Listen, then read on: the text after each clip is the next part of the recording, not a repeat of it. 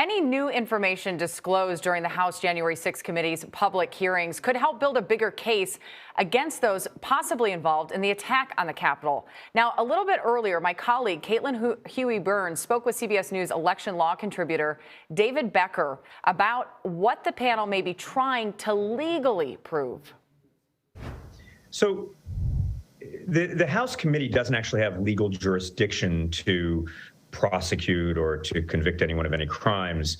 I think what they're trying to do is focus more on the court of public opinion and educate everyone as to all of the work that was done by those who were seeking to overturn the will of the voters in the days and weeks between November 3rd and January 6th. So I think they're focused more on that. I think a key audience for this will be the Justice Department, obviously, who does hold the jurisdiction to possibly indict individuals for violations of federal law.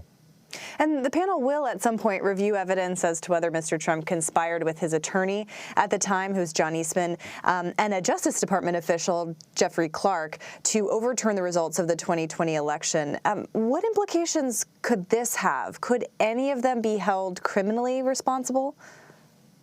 It's possible.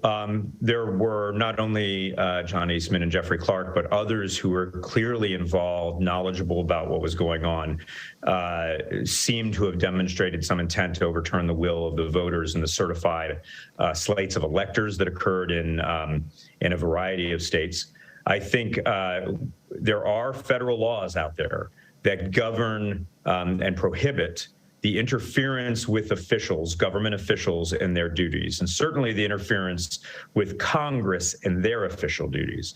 And so it'll be up to the Justice Department ultimately to look at all of the evidence that's been gathered, and there might be evidence that's been gathered as well by the Justice Department that we don't know about that may not be on display during these hearings, and then consider whether or not that rises to the level where there are individuals that go beyond the actual insurrectionists who attacked the Capitol on January 6th and reveal a planning at a higher level, coordination at a higher level that I expect the committee to lay out very comprehensively. And I mean, this is something that the American public saw play out in real time at the moment. And of course, since then, there have been so many layers of new information, of new video surfacing. So it's all been out there for a while. But again, kind of from a legal standpoint, I mean, why do you think it's so significant for the American public to hear these testimonies? Are they going to learn something? Is it a way of, kind of putting this all together for the public to see in one big spread? Legally, what should the public be taking away from this? Well, we all as a nation experienced an unprecedented attack on the center of American government on January 6th, an effort to prevent those who were duly elected by our citizens from doing their duty under the Constitution. And there have been efforts in the roughly year and a half since then to minimize that, to say this was just a tour that got a little bit out of hand, or a riot by some isolated individuals. And I think what the January 6th Select Committee is going to be able to show, as we've seen from a lot of the evidence, which is only part of the evidence that has been released so far, is that this was actually part of a coordinated effort, that there was an effort to undermine Congress's duty, responsibility to count the votes as they had been certified in the states, an effort to pressure the Vice President of the United States to abdicate his duty under the Constitution to preside over the joint session of Congress that would elect the next president of the United States.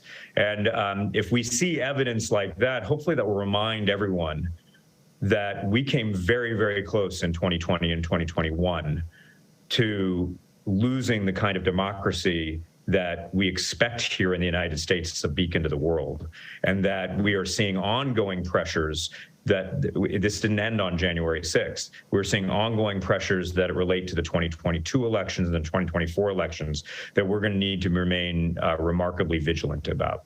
Yeah, that's really important, especially as those who are denying the election are running for office and in offices that oversee elections in some cases. And then finally, a lot of people have been talking about how this might compare to the Watergate hearings, of course, those publicized hearings that took place nearly 50 years ago. Are there any comparisons to draw here? I mean, it's a really great thought and a really interesting comparison, because often what we forget was at the core of the Watergate proceedings was a break-in into the offices of the Democratic National Committee by people authorized, perhaps as high as Nixon himself, but certainly by the Nixon campaign during the 1972 campaign.